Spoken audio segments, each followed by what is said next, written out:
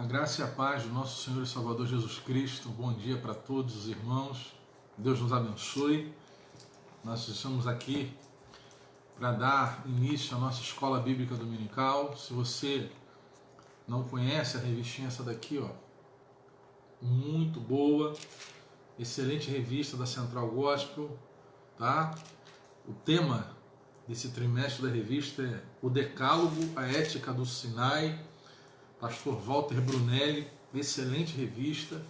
Nós vamos estar estudando hoje a lição 1, muito boa lição, estava aqui finalizando, ó. A ética dos 10 mandamentos, tá?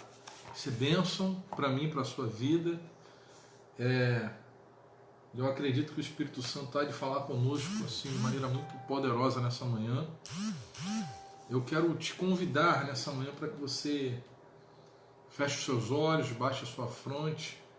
Nós vamos ter uma palavra de oração nesse momento, tá bom? Em nome de Jesus, vamos orar. Senhor Deus e Pai Todo-Poderoso, nós bendizemos o Teu santo nome. Te agradecemos pela oportunidade que o Senhor nos dá de estarmos na Tua presença nessa manhã.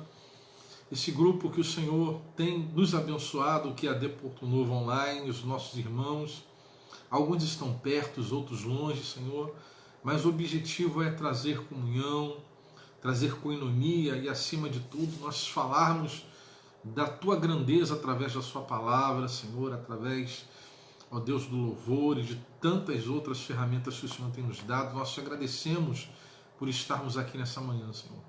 Te pedimos que o Senhor abra o nosso entendimento, que o Senhor abra a nossa mente e pelo poder do Teu Espírito Santo, a iluminação do Teu Espírito Santo seja sobre as nossas vidas, Senhor, para que essa palavra entre em nossa mente e faça o coração arder, porque é só pela Tua palavra que a fé ela nos vem e vem pelo ouvir, Senhor, e nós queremos receber a Tua palavra hoje, nessa manhã, de maneira sobrenatural e tremenda. Ó Deus, nos guia no decorrer dessa escola bíblica dominical, fala conosco de maneira sobrenatural e que o Teu Espírito Santo, Senhor, traga sobre nós metanoia, mudança de mente, Senhor. O Teu Espírito Santo traga sobre nós a iluminação do Teu Espírito, que Ele seja o nosso professor, o nosso mestre nessa manhã, Senhor. Abençoa a vida de todos os amados irmãos que estão agora, Senhor, conectados, uns já chegaram, outros estão chegando, para que juntos possamos estudar a Tua palavra, que a bênção do Senhor seja sobre essa casa, sobre essa família, sobre esse lar, Senhor. É o que nós te pedimos e te agradecemos nessa manhã de domingo, domingo de Páscoa, em nome de Jesus, amém e amém. Deus abençoe, a paz, mais uma vez para o pessoal que já está chegando agora, né? A gente vai fazer uso da lição, mais uma vez, ó, a revista essa daqui, tá? Essa daqui é a revista, ó. Olha bem aí. Decálogo, a Ética do Sinai. A lição é essa lição aqui, a primeira lição do trimestre, ó.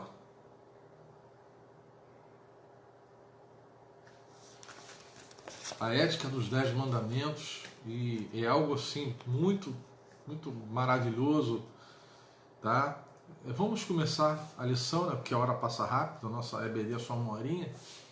Mas eu sei que o Espírito Santo de Deus vai falar conosco assim de uma maneira muito poderosa. Lição 1, perdão, a ética do Sinai, a ética dos 10 mandamentos, texto bíblico básico. Quem está sem a revista, abra sua Bíblia em Êxodo, capítulo de número 20, Êxodo, capítulo de número 20, versículo de 1 ao 4, depois versículo de 7 a 10, e depois versículo de 12 a 17, tá? Êxodo, capítulo de número 20, Êxodo, capítulo de número 20, verso de 1 ao 4, verso de 7 a 10, verso de 12 a 17. De novo, Êxodo, capítulo 20, verso de 1 ao 4, do 7 ao 10 e do 12 ao 17, tá? Vamos ver? Então falou Deus todas estas palavras, dizendo: Eu sou o Senhor teu Deus, que te tirei da terra do Egito, da casa da servidão. Não terás outros deuses diante de mim. Não farás para ti imagem de escultura, nem alguma semelhança do que há em cima nos céus, nem embaixo da terra, nem nas águas debaixo da terra. Não tomarás o nome do Senhor teu Deus em vão, porque o Senhor não terá por inocente o que tomar o seu nome em vão. Lembre-se do dia do sábado para o santificar. 6 dias trabalharás e farás toda a obra, mas o 7º dia é o sábado do Senhor teu Deus. Não farás nenhuma obra, nem tu, nem o teu filho, nem a tua filha, nem o teu servo, nem a tua serva, nem o teu animal, nem o teu estrangeiro que está dentro das tuas portas. Honra o teu pai e a tua mãe, para que se prolongue os teus dias na terra que o Senhor teu Deus te dá.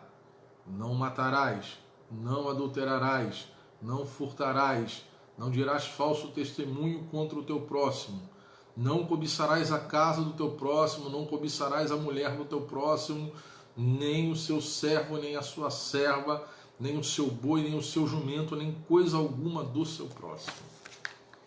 É fantástica a declaração de Deus para Moisés no Monte Sinai, onde ele vai trazer o decálogo, né?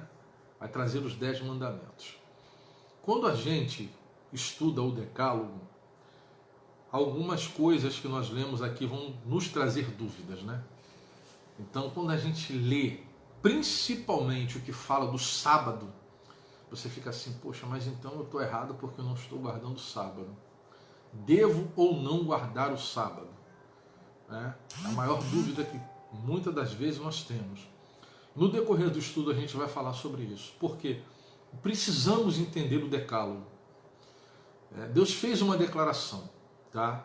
Agora eu quero que você anote aí. Estude dispensações, tá? Quem puder adquirir esse livro, não sei se consegue baixar em PDF. O nome do livro é O Plano Divino através dos Séculos. Guarde bem. O Plano Divino através dos Séculos, o nome do livro. Reverendo Lourenço Olsen. Reverendo Lourenço Olsen. Esse livro é excelente. Vai falar sobre o plano divino, as dispensações. 7 dispensações. Tá? Quem lembra? Inocência, consciência, governo humano, patriarcal ou da família, lei, graça e milênio. Tá? As 7 dispensações. Ele vai esmiuçar isso muito bem. O reverendo Lourenço Olsen é catedrático no assunto, né? Um camarada catedrático no assunto, o livro é muito bom, vai esclarecer muito você, para você entender o que é dispensações. São planos, governos de Deus sobre a humanidade, para trazer o homem a Deus. Então, da primeira até a 6ª dispensação, que é a graça, você vai entender por que a graça, tá? Por que a graça, como vai funcionar a maneira que Deus vai tentar trazer o homem para Ele. Ele vai trabalhar para trazer o homem para Ele até a manifestação do Mashiach, até a manifestação do Cristo, do Messias, do ungido. Tá? E por que o milênio? Por que fecha no milênio? Tá? Por isso é o plano divino através dos séculos. Tá bom? Então a gente vai entender hoje, tá? A gente que somos a geração da graça, nós que somos a geração da graça, por que estudar o decálogo? Né? A graça é incomensurável, a graça é desmedida, a graça salvadora, a graça, mas por que estudar o decálogo? Quando você estuda o decálogo, você começa a entender muita coisa. Existe uma matéria, a teologia sistemática, chamada simbologia. Então, o que a gente vê no Antigo Testamento, o que é verotestamentário, a gente chama de sombra. São sombras, tá? A gente vê as sombras para lá na frente ter um entendimento explícito do que era aquilo, tá? A simbologia vai nos mostrar isso. A grandeza do Cristo, tá? Através de sombras no Antigo Testamento. Então isso é muito importante, a gente adquirir esse entendimento para descortinar diante de nós muita coisa. São os segredos de Deus para a humanidade. Existem grandes apontamentos no Antigo Testamento para o Cristo, para a revelação do Cristo, para a morte do Messias, tá? Para a revelação dele, tá bom? Vamos para o texto áureo, em 1 Timóteo 1,5, diz assim: ora, o fim do mandamento é o amor, de um coração puro, e uma boa consciência, de uma fé não fingida. Tá? Paulo coloca muito bem para Tiago, não é? Para Timóteo, perdão. Ora, o fim do mandamento é o amor de um coração puro e de uma boa consciência, de uma fé não fingida. Então, um coração puro e uma fé verdadeira. É isso que a gente precisa para cumprir o mandamento, né? Subsídios para o estudo diário. Segunda-feira, a justiça de Deus. Terça-feira, virá tempo em que não sofrerão a sã doutrina. Quarta-feira, teme a Deus e guarda os seus mandamentos. Quinta-feira, para nosso ensino foi escrito. Sexta-feira, a lei nenhuma coisa aperfeiçoou. E sábado, pela lei, ninguém será justificado. Tá? Vamos lá de novo. Segunda-feira, eu vou citar as referências. Romanos 2, 12 a 16, a justiça de Deus. Terça-feira, 2 Timóteo 4, de 1 a 5, virá tempo em que não sofrerão a sã doutrina. Quarta-feira, Eclesiastes 12, 10 ao 14, teme a Deus e guarda os seus mandamentos. Quinta-feira, Romanos 15, 1 a 6, para nosso ensino foi escrito. Sexta-feira, Hebreus 7, 18, 11 e 19, a lei nenhuma coisa aperfeiçoou. Sábado, Gálatas 3, 6 ao 14, pela lei ninguém será justificado. Tá?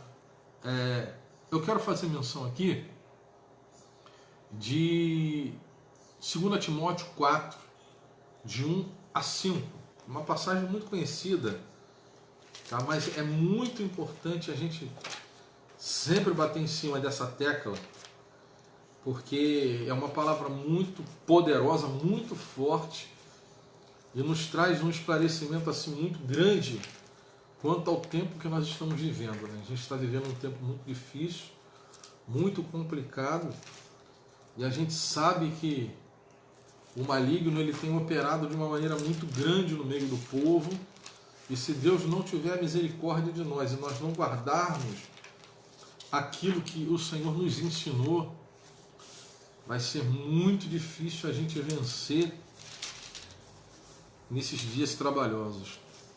2 Timóteo 4, de 1 a 5, olha o que diz. Conjuro-te, pois, diante de Deus e do Senhor Jesus Cristo, que há de julgar os vivos e os mortos na sua vinda e no seu reino, que pregues a palavra, instes a tempo e fora de tempo, redarguas, repreendas, exortes, com toda longanimidade e doutrina, porque virá tempo em que não sofrerão a sã doutrina, mas tendo comichão nos ouvidos, amontoarão para si doutores, conforme a sua própria concupiscência. E desviarão os ouvidos da verdade, voltando às fábulas. Mas tu se sóbrio em tudo, sofre as aflições, faz a obra de um evangelista, cumpre o seu ministério. Olha a palavra de Paulo para Timóteo, jovem pastor da igreja de Éfeso naquela época, e ele passando por um momento muito difícil ali, mas Paulo ele pega firme com Timóteo, instrui, chama ele de filho na fé, né? E ele precisa permanecer naquilo que ele foi ensinado, e hoje em dia isso não está acontecendo. A gente tem visto muita gente se desviando daquilo que recebeu logo no princípio, e as pessoas estão vivendo um evangelho aí totalmente descompromissado com a verdade. E esse é uma das coisas muito interessantes e importantes da gente relembrar o decálogo, tá? A Bíblia vai dizer que senão a lei não há pecado. Senão a lei não há pecado. E quando a lei, existe um cumprimento de um princípio de justiça. Então a gente tem que andar segundo o mandamento que nos foi dado, tá? Comentário, palavra introdutória. Todo indivíduo nascido em um lar estruturado tem a noção básica de uma vida correta. Isso, em si, já seria um ponto de partida, porque a lei foi posta no coração do ser feito à imagem e semelhança de Deus. Romanos 2, 14 e 15. Mas o soberano Senhor conhece as limitações do ente humano e sabe que não lhe seria possível andar de modo independente. Além disso, suas exigências transcendem ao que se pode abrigar no coração. Era previsto, portanto, que o homem um dia criaria para si novos valores éticos, 2 Timóteo 4, 3 e 4. Aí ele coloca da distorção daquilo. E é uma coisa que as pessoas têm vivido muito hoje. A Bíblia traz toda a nossa conduta de comportamento moral. Quem me conhece, quem tem acompanhado Terças-feiras de Vidas Profundas, eu falo muito de uma palavra dentro do contexto da lei chamada halachá, né? Que são 613 leis, compõem um compêndio chamado halachá. A palavra halachá, no original hebraico, é caminho. Tá? E o halachá vem da Torá, que é o principal livro do judaísmo. Então, quando Deus dá a Moisés a lei ela pode ser subdividida, e a gente vai falar sobre isso aqui, sobre aquilo que é moral, sobre aquilo que é cerimonial. O autor trata até de outra esfera que é bem interessante, que é o cívico. Tá? O dia que a gente está vivendo hoje, a gente não tem mais civismo no país, não existe mais a questão daquilo que é cívico, né? Daquilo que é civil, da guarda, daquilo que é particular. A gente está querendo, o país está se... As pessoas estão querendo trazer um contexto totalmente comunista para a nação, e a gente precisa ter um cuidado, porque a Bíblia vai tratar desses assuntos de maneira muito clara, muito explícita. Tá? Vamos passar aqui para o tópico 1, que fala as leis de Deus, para a gente entender. Tá? A gente vai falar um pouquinho do halachá, tem uma outra expressão hebraica também, que não tem a revista, anota aí, que é bem interessante. O halachá é todo o contexto do caminho que deveria ser seguido. Mas os mandamentos individualmente, eles têm outro nome no hebraico, que a gente vai falar. Vamos lá. No interregno da sua caminhada do Egito para Canaã, os hebreus foram formados por Deus como nação. E por essa razão, precisariam de uma constituição que os norteasse. Assim Deus entregou a Moisés as leis que regeriam aquele povo.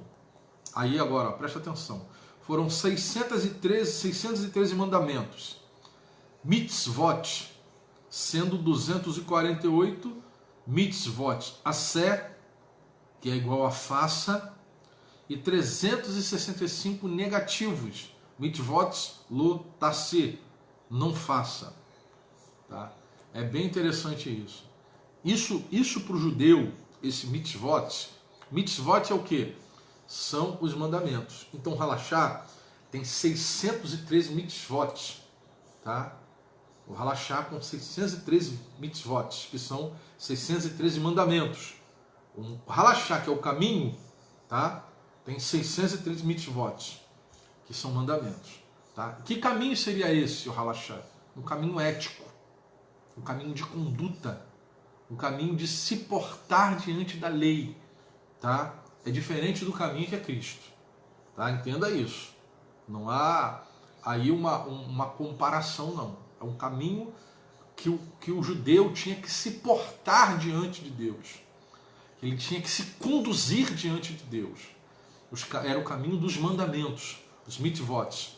Tá? Agora é interessante que são 248 mitzvot a ser, tá? Que é o positivo. Tá? Então o judeu entende isso como 248 membros do corpo humano. Tá? E os 365 negativos, que é o mitzvot lo atse, tá? Que é o mitzvot lo tasse, que é o não faça, o judeu entende como os 365 dias do ano. Tá? Então tinha um significado simbólico também para o judeu isso. Tá? Por isso que o judeu ele recebe isso da parte de Deus de maneira muito séria. Tá? Dos 613 mandamentos, os 10 mandamentos, conhecidos pelos hebreus como as 10 palavras. Então, 613 mandamentos, os 10 mandamentos foram conhecidos pelos hebreus como as 10 palavras. A palavra decálogo, ela vai surgir, tá? Logo lá no início, em 248, 284, 284 a 247, tá? Vai surgir a palavra decálogo na Septuaginta, que foram logo, né, a primeira formação bíblica que a gente vai conhecer aí, a Septuaginta, tá? No texto original do hebraico para o grego vai surgir essa palavra decálogo. Tá?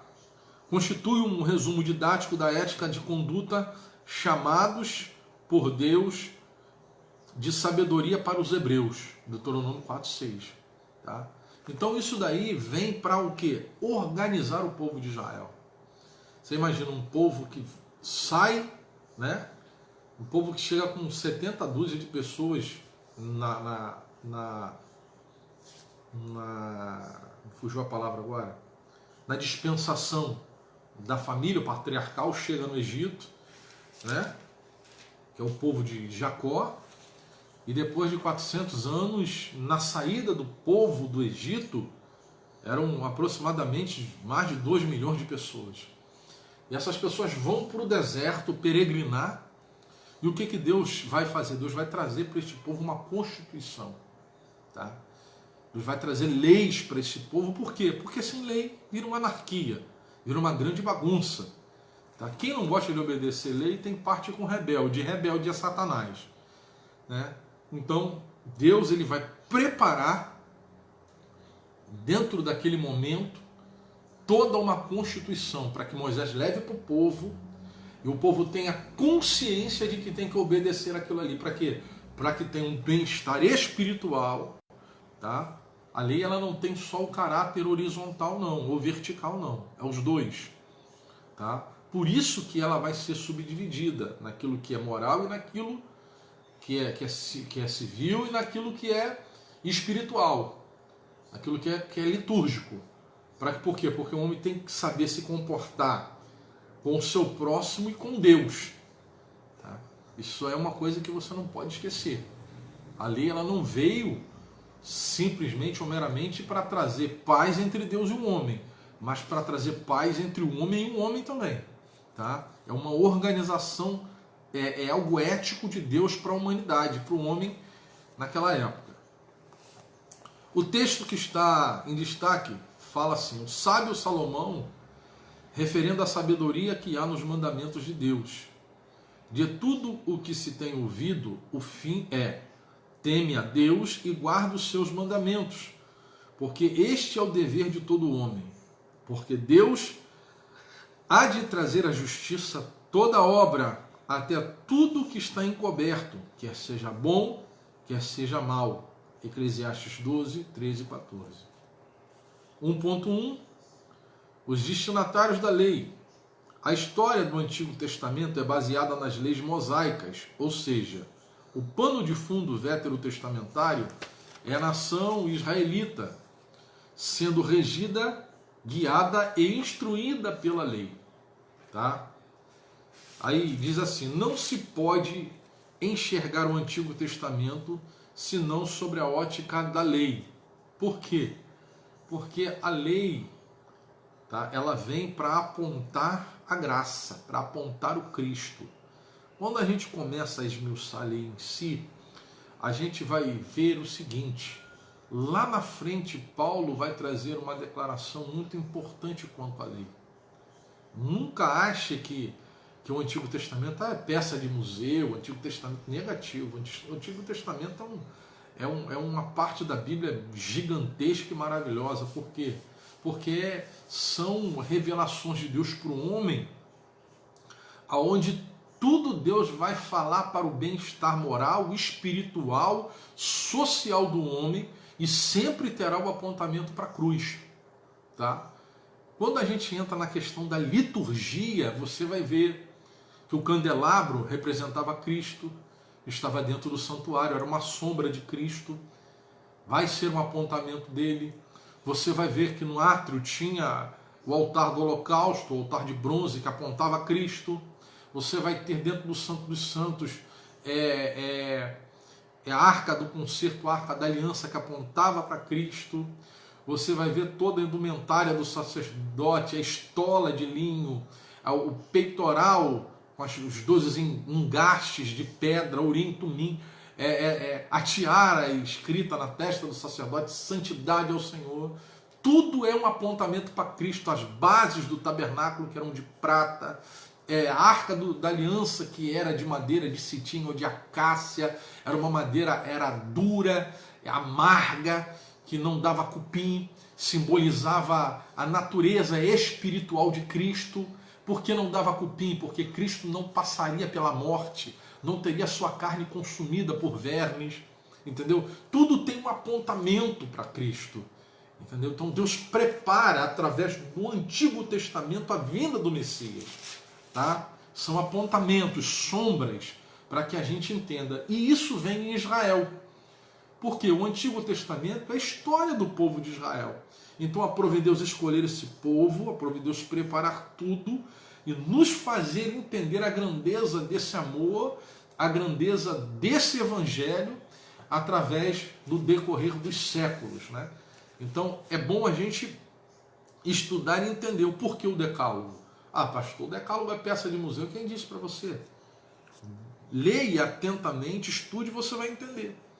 Você vai perceber como Deus trabalhou, como Deus te ama de maneira incomensurável e desmedida, séculos e séculos de trabalho de Deus para que o Messias fosse revelado para salvar a humanidade. Tá bom? Vamos lá. Deus destinou as leis ao povo da antiga aliança, os hebreus. Aquele povo vivia um intenso pluralismo religioso em meio às diferentes crenças na terra do Egito. Faltava-lhes orientação quanto ao Deus dos seus pais, enquanto viam e ouviam o discurso dos egípcios na propagação e culto aos seus deuses. Depois de haverem recebido as leis de Deus pelas mãos de Moisés, o povo tinha de se comprometer com elas, aprendendo e praticando. Tá? Vamos dar uma lida em Deuteronômio capítulo 6, de 1 a 9. A gente extrai grandes lições. Tá? Vamos lá, Deuteronômio capítulo 6, de 1 a 9, para a gente entender um pouquinho.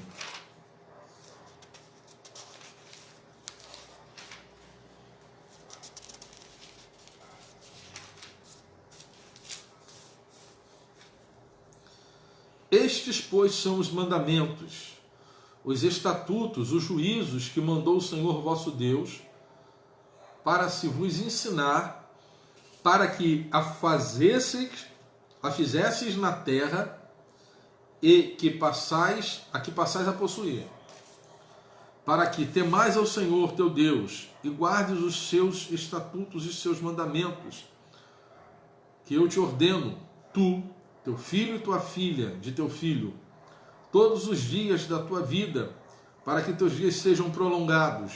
Ouve, pois, ó Israel, e atenta que os guardes, para que bem te suceda, e muito te multipliques, como te disse o Senhor teu Deus, de teus pais na terra que emana leite e mel. Ouve, Israel, o Senhor nosso Deus é o único Senhor. Amarás, pois, o Senhor teu Deus de todo o teu coração, de toda a tua alma, de todo o teu poder. Estas palavras que hoje te ordeno estarão no teu coração. Eu vou até ler mais um pouquinho aqui, olha só. E intimarás os teus filhos, e delas falarás assentando em tua casa, e andando pelo caminho, e deitando-se e levantando-se. Também as atarás por sinal na tua mão, e te serão por testeiras entre os teus olhos, e as escreverás nos umbrais da porta da tua casa e nas tuas portas. E havendo-se, pois, o Senhor teu Deus introduzido na terra que jurou a teus pais, Abraão, Isaque e Jacó, que te daria, onde há grandes e boas cidades que tu não edificaste. Tá? E aí Deus vai chamar Israel numa responsabilidade. Deus chama Israel numa responsabilidade. O que ele vai dizer? Fala, olha só, essa palavra que eu tenho colocado para vós, vocês têm que passar para os vossos filhos. Não se esqueçam nunca dessas palavras. Meu irmão, o que Deus tem nos ensinado, a gente tem que guardar. E fazer como o salmista fez. Escondi a tua palavra no meu coração para não pecar contra ti. Escondi a tua palavra no meu coração para não pecar contra ti. A questão de guardar os mandamentos é primordial. Tá? O que Jesus falou? Vós já estáis limpos pela palavra que eu vos tenho falado, porque a palavra é aquilo que nos limpa, que nos dá poder para vencer o diabo quando a gente palavra e anda numa vida reta diante de Deus. Isso vai te dar uma coisa, preste bem atenção. Nós temos visto muita gente orando, muita gente jejuando, muita gente levantando de madrugada, clamando, lendo Bíblia, e ora e jejua, e lê Bíblia, e levanta de madrugada. Isso é bom, pastor? Muito bom, continue assim. O que isso vai te dar? Você está buscando santificação. Mas existe uma coisa que se eu e você não guardarmos, nada disso vai ter nenhum efeito na tua vida. O que é? Viver uma vida segundo a palavra. Viver o mandamento que foi nos dado. Tem muita gente que busca a hora, chora, mas na hora de cumprir o mandamento, a pessoa não quer cumprir. Acha que é dono do seu próprio nariz e pode viver uma vida da maneira que ela quer. Isso não vai te dar autoridade contra Satanás. Isso não vai te dar autoridade contra o diabo. Tá? Viva uma vida segundo a palavra de Deus. E viva uma vida segundo o mandamento que te foi proposto. E é isso que a Bíblia diz. E fala assim, transmita também para os vossos filhos. Põe como testeiro entre vossos olhos. Põe na porta da vossa casa. Fala com eles no caminho. Transmita essa palavra. Porque essa palavra é uma palavra digna de toda aceitação, já disse o apóstolo Paulo. Tá? 1.1.1. Para os hebreus ou para a igreja?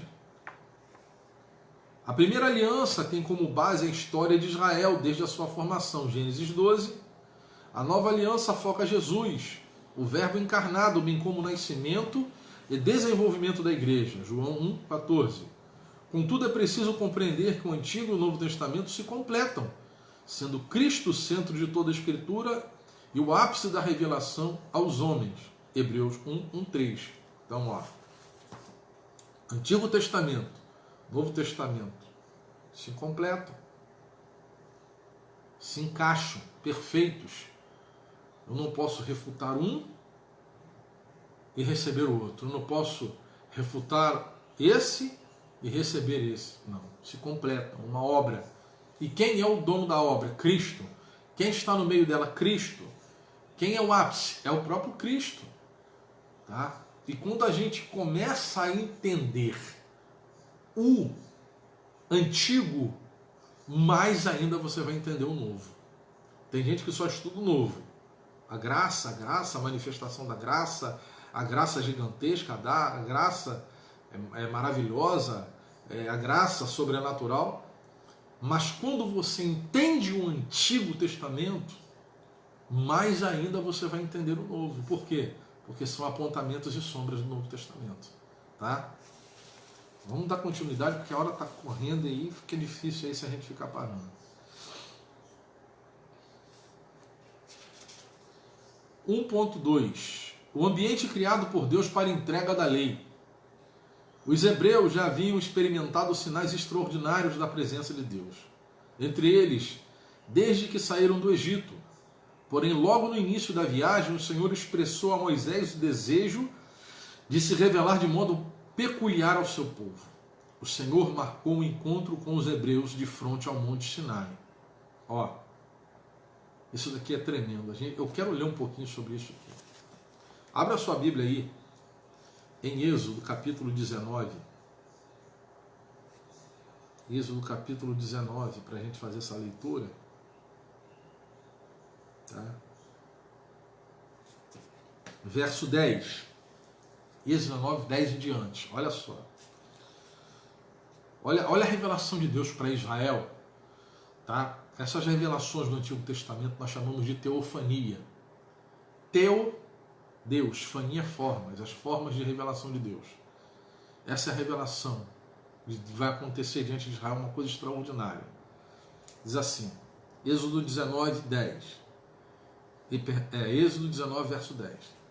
E o Senhor disse a Moisés, vá ao povo e consagre hoje e amanhã, e eles deverão lavar as suas vestes. E estar prontos no terceiro dia, porque nesse dia o Senhor descerá sobre o monte Sinai à vista de todo o povo. Estabeleça limites em torno do monte e diga ao povo, tenham cuidado de não subir ao monte e de não tocar a sua base. Quem tocar no monte certamente será morto. Será apedrejado ou morto a flechadas. Ninguém deverá tocá-lo com a mão. Seja homem, seja animal, não viverá. Somente quando a corneta soar um toque longo eles poderão subir. Tendo Moisés descido do monte, consagrou o povo e eles lavaram as suas vestes. Disse ele ao povo, preparem-se para o terceiro dia.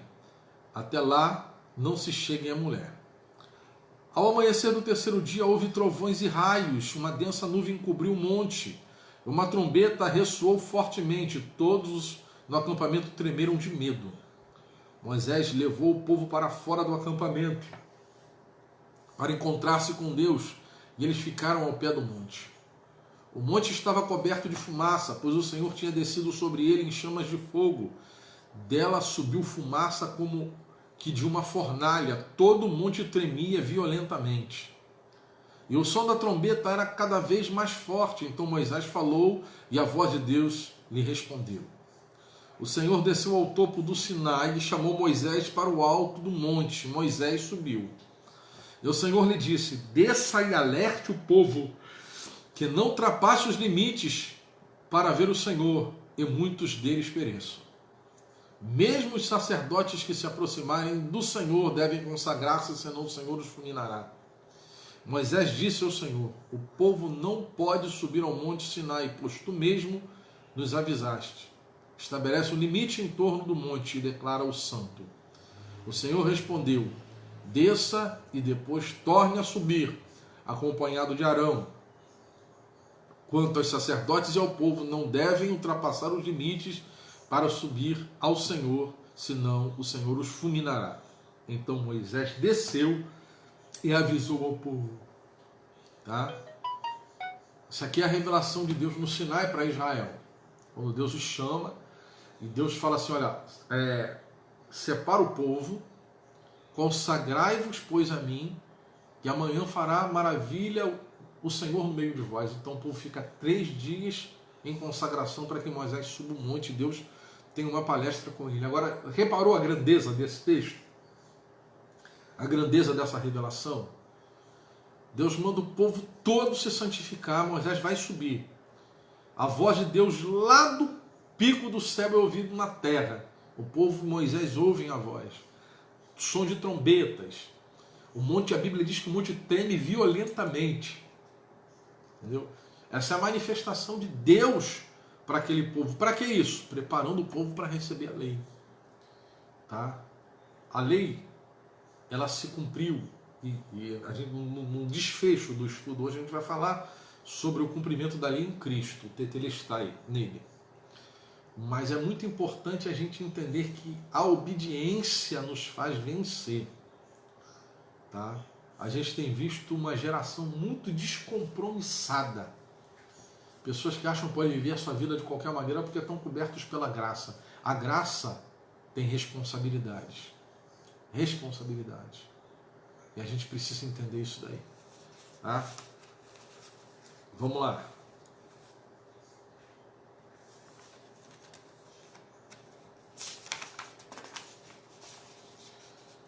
No instante que a glória de Deus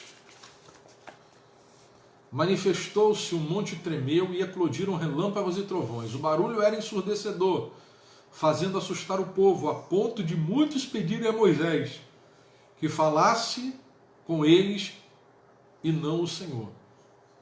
Foi em um ambiente como esse que Deus recebeu, que Moisés recebeu as tábuas da lei contendo os 10 mandamentos. Tá? Isso daí, o que os homens viram no pé do Monte Sinai, é só uma faísquinha, uma partícula do poder de Deus. Pastor, mas rapaz, o monte tremeu, fumegou, e a Bíblia diz que isso aí é um pouquinho do que Deus faz. Cara. Isso aí é uma fagulhazinha.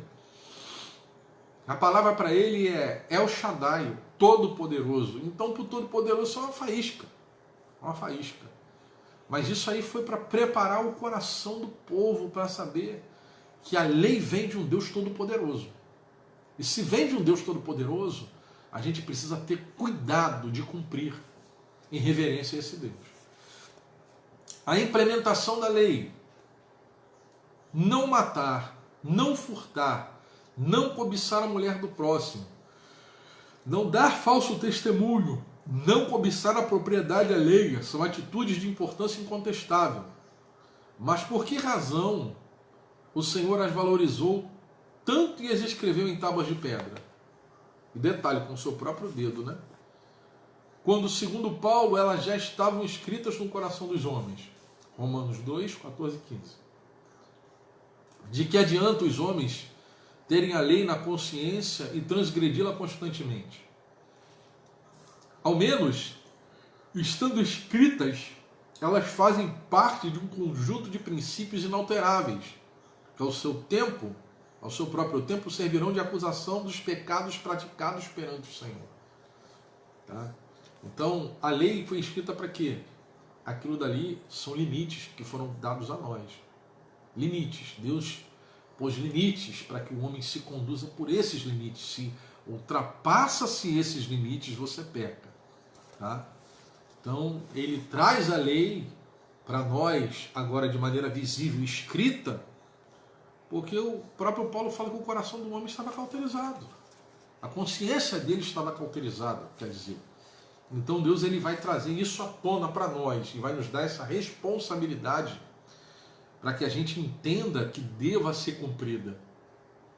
Quando um adolescente alcança a idade de 12 anos, quando uma criança judia, ela alcança a sua adolescência, vamos dizer assim, faz 12 anos, existe uma cerimônia chamada Bar Mitzvah para o menino e Bat Mitzvah para a menina, que é a responsabilização daquele adolescente diante da lei. Tá? Então Deus ele vai trabalhar com limites. Por quê? Porque Deus é um princípio de justiça. Toda criança que é criada sem limite vai se tornar um grande problema a ser corrigido no futuro. Por isso que a Bíblia diz assim, ó, presta atenção, instrui o menino no caminho em que deve andar, para que quando cresça não se desvie dele.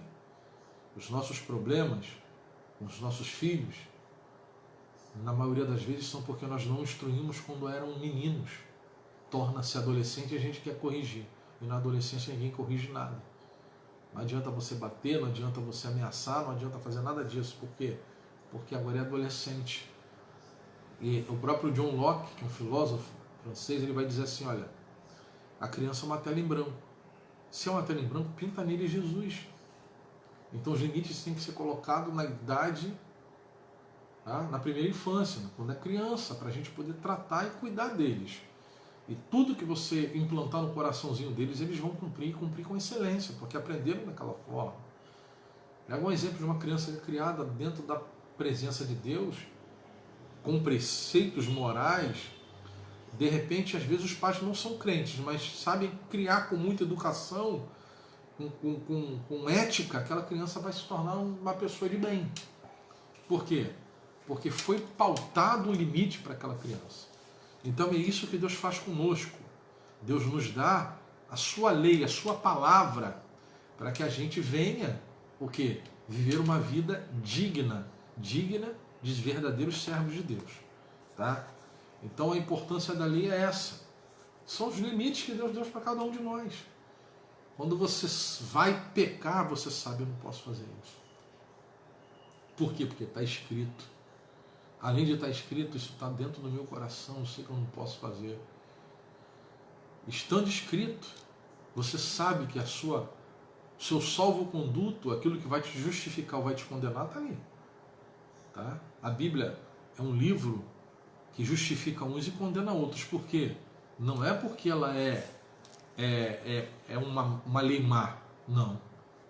É porque ela vai pautar a nossa conduta. Se eu me conduzo mal, ela me condena. Se eu me conduzo e me porto bem, ela me justifica. Então, é por isso que Paulo vai falar para a igreja de Roma, no capítulo 13, queres ter louvor da autoridade, anda segundo o mandamento que te foi proposto. A gente precisa ter uma vida pautada na justiça, pautada em princípios morais e éticos.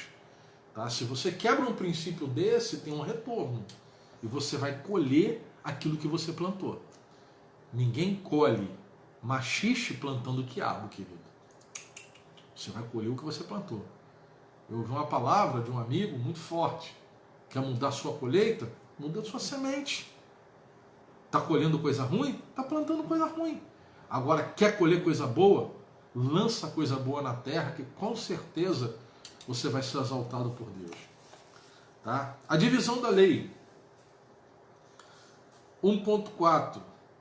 A lei mosaica divide-se em 3 categorias. Né? Eu geralmente trabalho com moral, né, e cerimonial. Né? Mas a gente o autor colocou assim, é bem detalhado, eu achei bem interessante. Ele vai falar assim, ó, a lei mosaica divide-se em 3 categorias: morais, cíveis e cerimoniais. Vamos lá. Nas leis cerimoniais estão estabelecidas as exigências para o culto realizado no tabernáculo e posteriormente no templo. Êxodo 25, 28 e 35. Tá? Como é que funciona a lei moral? Quer ver uma coisa?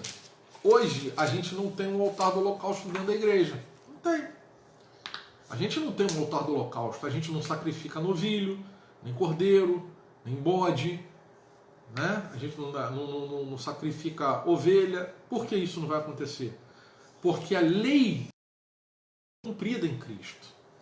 Tá? Quando Cristo se faz sacrifício vicário, a palavra vicário é morte substitutiva. Porque quem tinha que morrer ali era eu, era você. Mas Cristo morre em nosso lugar. Cristo pega a cruz e toma a cruz que não é dele, é nossa. Então, quando ele se faz a máxima de Deus para o homem, quando Deus Todo-Poderoso se faz homem, tá, e vive entre nós, e faz a vontade do Pai, e se sacrifica na cruz do Calvário, quando ele morre, o sangue dele é derramado, quando ele parte para a eternidade, quando ele ressuscita, Cristo, quando brada tetelestai, está consumado, acabou. Não tem mais sacrifício. Por isso que nos nossos altares a gente não sacrifica nenhum animal. Por quê? Porque ele cumpriu o culto. Tá? Ele cumpriu o culto. Tá? Por que eu não guardo o sabá? Porque o sabá é lei, tá, cerimonial. A guarda do sábado é cerimonial. Por isso que eu não guardo o sabá. Preste atenção, o sábado não é princípio. Sábado, a guarda do sábado não é princípio. As pessoas confundem, porque se eu guardo o sábado, eu tenho que guardar toda a lei mosaica. Eu tenho que guardar toda a lei mosaica. Não existe essa condição de eu guardar o sábado e não guardar mais nada. Não. Paulo vai falar, aquele que, na carta que ele vai escrever, que nós até estudamos na terças-feiras de Vidas Profundas, a carta dele para Tiago, no capítulo 1 e 2, ele vai falar sobre a condição de guardar, falhar num ponto na lei, você tropeça em toda ela. Então eu não posso guardar o sabá e não guardar as demais ordenanças da lei. Ou eu guardo a lei ou não guardo. Quando eu parto para o sabá, primeiro, o sabá não é uma lei, não, o sabá não é a guarda de um sábado, não é.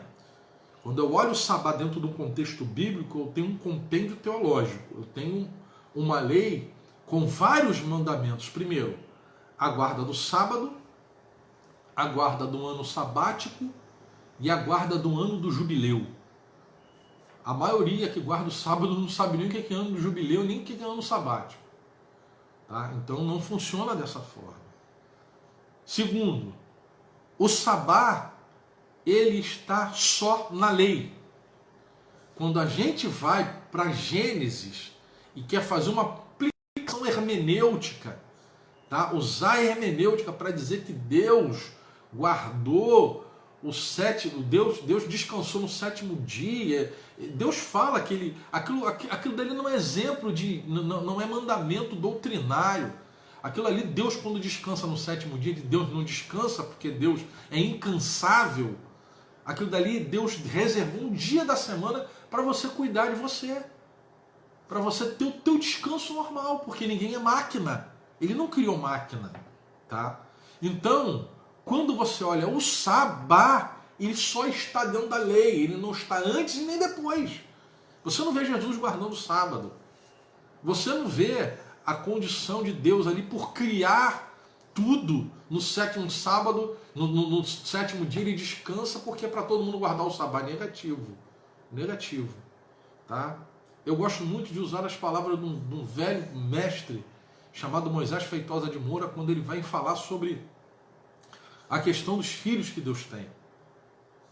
Os 5 tipos de filhos que Deus tem. Filho por criação, eleição, adoção, geração e formação. 5 tipos de filho. Então, quando a gente entende o contexto do que é ser filho, eu entendo o Sabá. Jesus foi Jesus foi gerado no ventre de Maria. Adão foi formado do pó da terra. Os anjos foram criados pelo ato criativo do Bara. Agora, quando eu falo de igreja de Israel, são dois povos totalmente diferentes. Preste bem atenção nisso. Israel, a igreja nunca vai ser Israel. A igreja nunca vai ser Israel. Por quê? Porque Israel é filho por eleição e a igreja é filho por adoção. Ponto final. Por que Israel guardou o Sabá? Porque Israel era eleito. E o radical é lei. Eleito. A igreja não guarda a lei porque a igreja é adotada. A igreja é gerada na graça. Quer ver um exemplo disso? E um dos estudos que nós ministramos aqui na EBD foi sobre Jesus homem. Jesus era filho de José? Eu vou te perguntar de novo, Jesus era filho de José? Jesus não era filho de José. Sabe por quê? Ele foi adotado por José. Quem era da geração de Davi? José. E Jesus entra por adoção. Jesus ele nasce no ventre de Maria, por obra e graça do Espírito Santo, não é fusão de gametos, só uma cromossômica, a gente já falou sobre isso. É extraído a natureza humana dela sem pecado. Mas Jesus não tinha laço consanguíneo com José. O que isso significa? José, quando recebe a revelação, fala, olha, o que está no ventre dela é obra e graça do Espírito Santo. José adota Jesus. E por adoção, Jesus entra na linhagem real de Davi. Até porque ele era rei de toda a terra. E a igreja, como Cristo, foi adotada na cruz do Calvário. Cristo adota a igreja. Então quem é adotado não é eleito, quem é eleito não guarda a lei. O Sabá é dentro do contexto da lei, a igreja, a divina graça. O Sabá só está na lei, não está fora da lei. Então a gente precisa ter esse entendimento, porque quando você lê um decálogo, e o decálogo fala sobre o Sabá, é só algo de contexto instrutivo, de conhecimento. Não é para ninguém guardar o sábado, não. Tá? Porque o sábado é litúrgico. E o que vai ser guardado ali, pastor, quando a gente começa a estudar a lei? Aquilo que é moral. O que é moral você não pode deixar de cumprir. Sabe por quê? Não se deitará varão com varão, porque a abominação é. Não conhecerás a nudez da mulher do teu pai. Isso aí são preceitos e mandamentos morais. Não matarás, não roubarás, tá? Não cobiçarás a mulher do teu próximo. O que é moral permanece. Agora, o que é cerimonial cumpriu-se no Machia, cumpriu-se no Mestre, tá? Mas vamos lá.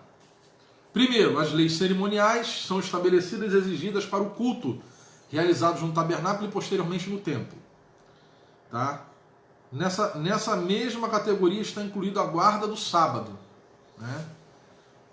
As leis falam da relação do indivíduo, as leis civis falam da relação do indivíduo com a nação. tá? Isso é muito importante, quando a lei fala sobre o civismo, a minha relação com a minha nação, meu irmão. Se você é brasileiro, agradeça a Deus pelo país que você serve, rapaz. Dê glória a Deus pelo país que você serve. Essa é a nação que Deus escolheu para você. Duas coisas Deus não te deu o direito de escolher. Primeiro, a sua família, e depois o país que você nasceu, a terra que você nasceu. Se Deus te colocou aqui, tenha honra, tenha orgulho de olhar para aquela bandeira verde e amarela e entender que aquilo dali foi o país que Deus te deu. Tenha orgulho de ser brasileiro. Tenha orgulho de ser do Rio de Janeiro, ser gonçalense. Foi Deus que te colocou nesse lugar. Deus que te fincou nessa terra. Tenha orgulho disso. Tenha orgulho da tua família. Tá? Então, esse preceito civil, tá? A gente precisa entender. Tá? As leis cíveis falam da relação do indivíduo com a nação. E as leis morais falam da relação do indivíduo com Deus. Tá? E com o próximo. Ou seja, aquilo que é moral é que eu devo adorar somente a Deus. E aquilo, a minha relação com o próximo é não adulterar, tá? Não matar, entendeu? Ter um comportamento decente e honesto perante a sociedade. Qual autoridade, qual dignidade vai ter um camarada que vive uma vida toda errada? Você já imaginou um cara algemado na televisão? Que dignidade um camarada desse tem? Complicado. Então eu preciso ter uma postura digna, tá? Por quê? Porque isso é moral, tá? Então a lei vai se dividir naquilo que é cerimonial, naquilo que é civil e naquilo que é moral. Vamos lá, a importância da lei, que já está acabando, já era para mim estar finalizando, mas a gente consegue. A importância da lei, como discípulos de Jesus, precisamos submeter tudo aos ensinos da obra do Salvador. João 7,17. Além disso, cada aliança, lei e graça, precisa ser compreendida a partir dos seus contextos e propósitos específicos. Lembremos-nos de que o Filho de Deus resumiu toda a lei em 2 mandamentos. A saber, amar a Deus sobre todas as coisas e ao próximo como a si mesmo. Mateus 22, 34 ao 40. Tá? Então você não precisa ficar desesperado. Meu Deus, então vou ter que ler a lei aqui, vou ter que ver o que está dizendo, não faça isso, não faça... Não. Jesus vai resumir. Amarás o Senhor teu Deus acima de todo o teu coração, de toda a tua alma, de todo o teu entendimento, de todas as suas forças. Isso é em relação a Deus. Em relação ao meu próximo, meu irmão, tá? Amarás ao teu próximo como a si mesmo. Você gosta que alguém fale de você? Você gosta que alguém calunie você? Então por que você fala dos outros e calunia os outros? Se você não gosta que alguém faça isso de você. Se eu não gosto daquilo que fazem comigo, por que eu vou fazer com os outros? Simples. Então, quando Jesus traz esse prisma de entendimento para nós, fica mais fácil. A lei, ela não se torna pesada, porque ele fala assim, o meu jugo é suave e o meu fardo é leve. Vamos lá, a lei é a igreja. Uma vez que Jesus cumpriu integralmente a lei, Mateus 5,17, esta foi aliviada, mas ela não perdeu a função. Se não houvesse lei, não haveria iniquidade, porque faltaria um aferidor que declarasse o que é e o que não é pecado. Onde não há lei, também não há transgressão. Romanos 4,15. Todavia há uma lei, e Paulo afirma que ela é santa, e o mandamento santo, justo e bom. Romanos 7,12. A lei insiste na primeira declaração de Deus sobre a relação entre o pecado e a morte. Certamente morrerás. A transgressão, quebra da lei, resulta em morte. Você já reparou uma coisa? Tá? Gênesis 2,17. Né? Já viu o camarada que está envolvido com tráfico de drogas? Já viu? Qual a idade que ele morre? Garoto. Sabe por quê?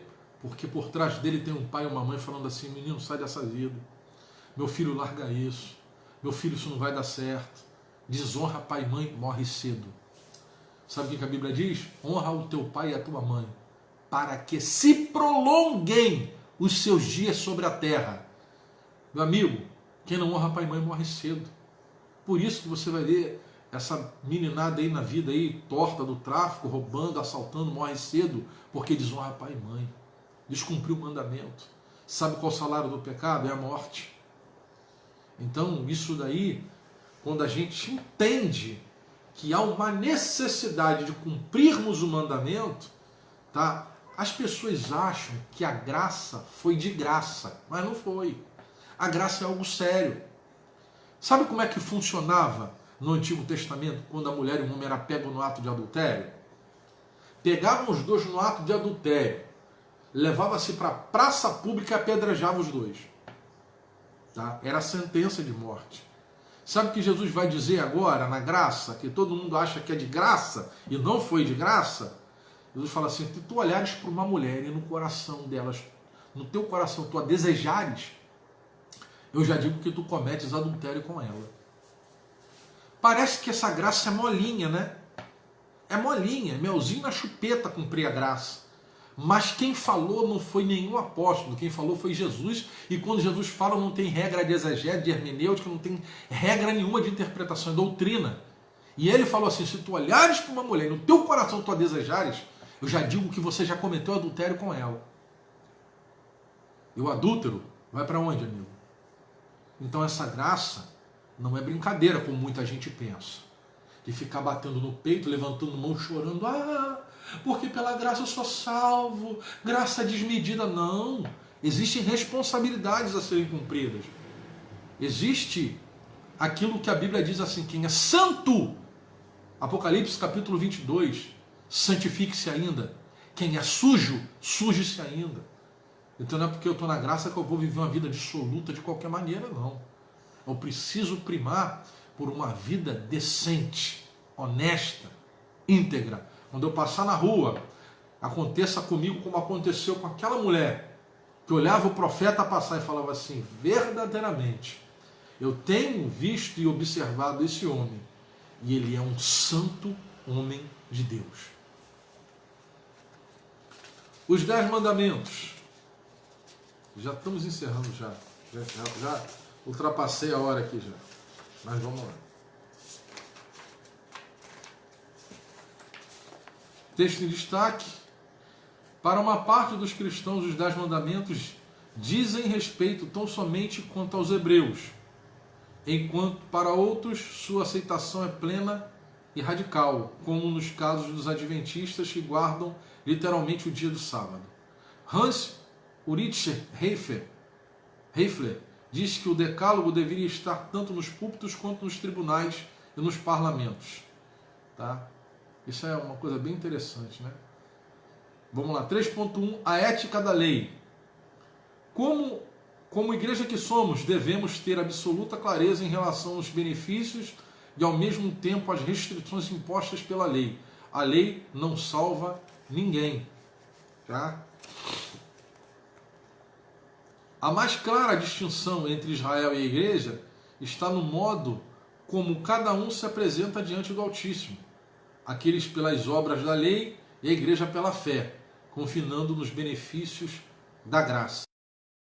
Pelos motivos já expostos, devemos dar à lei a devida importância do que concerne à vontade de Deus. Mas nossas atitudes em relação a Ele mesmo e ao próximo de acordo com o decálogo divino. O decálogo tem uma função ética, conforme estudaremos doravante. Tá? Isso daí é uma coisa muito fácil de se entender. Às vezes a gente confunde um pouco pela complexidade, mas tem coisas assim fáceis de falar para o entendimento, para a gente definir. Tá? Olha só, eu não tenho obras para ser salvo. Eu tenho obras porque sou salvo. Acabou. Eu não vou cumprir o mandamento para ser salvo. Eu vou cumprir o mandamento porque sou salvo. Esse é o meu fruto de arrependimento. Tá? Eu não vou andar de maneira honesta, íntegra. Não é para mim ser salvo. É porque eu sou salvo. Essa é a conduta de vida de uma pessoa que é cristã e ama a Deus e foi salvo por Cristo Jesus. Se eu vivo uma vida dissoluta, errada, uma vida completamente perdida, é porque eu não sou salvo. Tá? Mas quando eu me enquadro na palavra e ando segundo o mandamento, é porque eu estou dando fruto daquilo que Deus fez na minha vida. Tá bom? O papel da ética. A ética no grego é ethos, né? Que é disposição, hábito, costume. Do latim mores, vontade, costume, uso, regra. Então, ethos, no grego, costume, disposição e hábito. E mores, vontade, costume, uso, regra. A ética tem como finalidade levar um homem a buscar a prática correta do bem e de se afastar do que é mal, para a vida e para a sobrevivência. 1 Pedro 3,11. Ligada diretamente à ética está a deontologia, que é obrigação ou dever. A ética deontológica mostra ao homem o que ele deve cumprir. Então é uma direção a ser tomada. A ética objetiva e a ética subjetiva. Na prática, a ética objetiva submete-se ao que Deus diz, enquanto a ética subjetiva parte do que eu acho. Deus não poderia deixar por conta dos homens esse poder de escolha, uma vez que o homem está morto em seus delitos e pecados e é guiado pelo Espírito que opera nos filhos da desobediência. Efésios 2, 1, 3. O profeta Jeremias diz que enganoso é o coração do homem mais que todas as coisas e perverso, quem o conhecerá? Tá? A validade eterna dos princípios legais. No mundo atual, a ética tem sido relativizada. Isso é muito perigoso.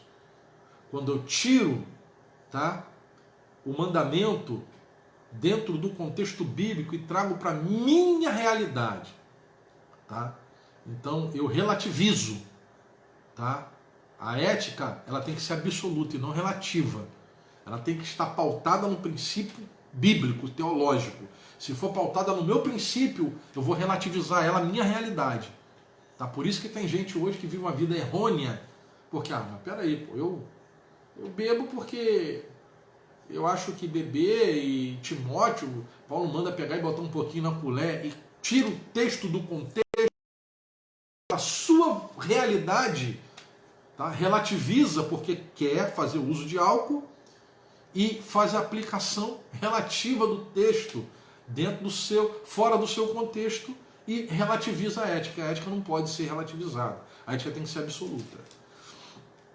No mundo atual, a ética tem sido relativizada. A sociedade pós-moderna tem evocado para si direitos e liberdades que não correspondem à vontade revelada de Deus. Foi por essa razão que o Senhor nos deixou uma referência absoluta, escrito nas tábuas de pedra. Aos olhares para essas tábuas sempre seremos confrontados por elas, pois essas leis são perenes. Mateus 5, 18, 19. O que é isso? Eu não posso relativizar.